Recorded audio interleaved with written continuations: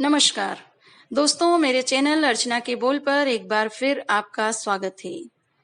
माघ मास के शुक्ल पक्ष की एकादशी तिथि को जया एकादशी व्रत रखा जाएगा। इस साल यह तिथि 23 फरवरी मंगलवार को पड़ रही है।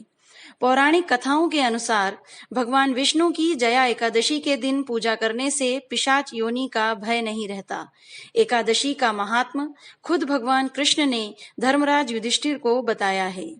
इस दिन सूर्योदय के पूर्व उठकर स्नान करके स्वच्छ पीले वस्त्र पहने, 5 जनेऊ को केसर से रंग कर 5 पीले फल एकत्रित कर पीले आसन पर बैठकर तुलसी की माला से ओम नमो भगवते वासुदेवाय मंत्र की 3 माला करें। जप के बाद जनेऊ और फल भगवान विष्णु के मंदिर में अर्पण कर दें और अपनी कामना पूर्ण हो गई है ऐसा जानकर ईश्वर का धन्यवाद करें। प्रसाद के रूप में एक केला लाकर परिवार में वितरित करें तथा स्वयं भी खाएं। आइए अब जया एकादशी व्रत की कथा का श्रवण करें। एक समय देवराज इंद्र नंदन वन में अप्सराओं के साथ गंधर्व गान कर रहे थे, जिसमें प्रसिद्ध गंधर्व पुष्पदंत, उनकी कन्या पुष्पवती, चित्रसेन और उनकी पत्नी मालिनी भी उपस्थित थी। इस विहार में मालिनी का पुत्र पुष्पवान और उसका पुत्र माल्यवान भी उपस्थित हो गंधर्व गान में साथ दे रहे थे।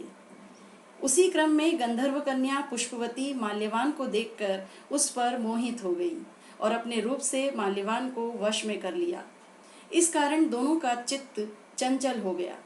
ध्यान बंटने के कारण वे सुर और ताल के विपरीत गाने लगे। इससे कुपित हो इंद्र ने दोनों को श्राप देते हुए कहा, तुम दोनों ने न सिर्फ मर्यादा का उल्लंघन किया है बल्कि मेरी आज्ञा की अवहेलना भी की है।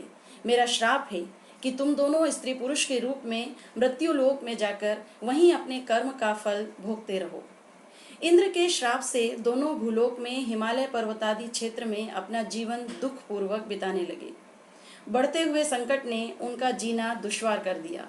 तब दोनों ने निर्णय लिया कि वे देव आराधना करें और संयम से जीवन गुजारें। इस बीच एक दिन माघ मास में शुक्ल पक्ष की एकादशी तिथि आ गई।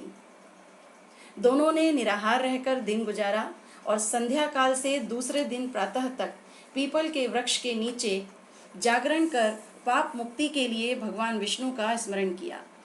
व्रत के पुण्य प्रभाव से पिशाच योनि से मुक्त होकर दोनों अपने वास्तविक स्वरूप को प्राप्त हुए और पुनः स्वर्गलोक पहुंचे। उस समय देवताओं ने उन दोनों पर पुष्प वर्षा की और देवराज इंद्र ने भी उन्हें क्षमा कर दिया। इस व्रत के बारे में श्री कृष्ण युधिष्ठिर से कहते हैं कि जिस मनुष्य ने यह एकादशी व्रत किया उसने मानो सब यज्ञ जप दान आदि कर लिए